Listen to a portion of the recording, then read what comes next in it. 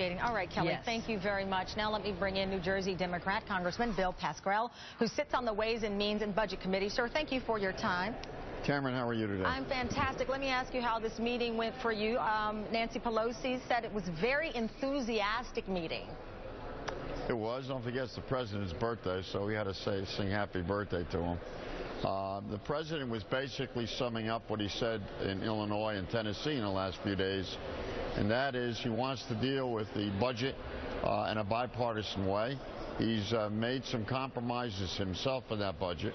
But we are not going to renegotiate and negotiate and renegotiate the debt ceiling. That is off the table, and unless the Republicans understand that, we're not going anyplace in September, October, and November. Well, that's clear. In Kelly O'Donnell's report, she noted that there at least seems to be some narrow agreement, especially when you look at corporate tax rate.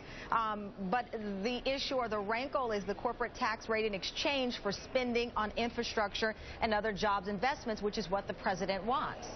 Right, but we have a long way to go because we need a budget in the first place. Don't forget, the Senate passed its budget, we passed the budget, but we have not gone to conference. The middle class in this country is being held hostage, and Democrats are standing up almost to the person and saying we need to protect the middle class. Things are not getting much better. We still have a lot of people that are unemployed. We need to do something, and the president is right on target when he says let's get to the infrastructure. That work has to get done.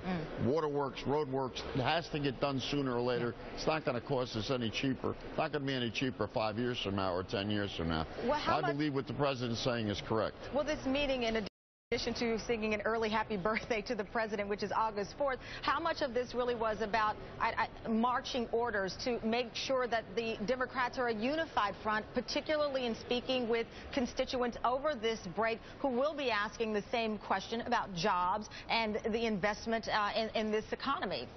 Well, we all wanted to hear from the president. We need to be more meetings like this. There is no question, Tamron, that this is not a one-shot deal. Can't be. If there's more communications between the administration and the House, be it Democrats or Republicans or both, I think we're better off. And there's no question in my mind that there was a civil meeting today. It was enthusiastic.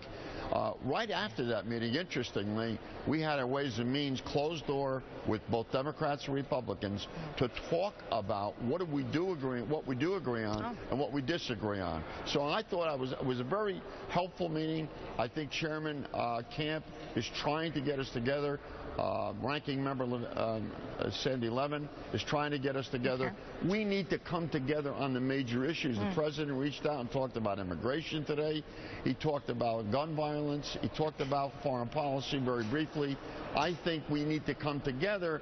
And you know what? Just before we take off from Washington, this is the time to get at least what we agree on up front. All right, Congressman Pascrell, thank you once again for joining us. We always appreciate it. Thank you. And things are only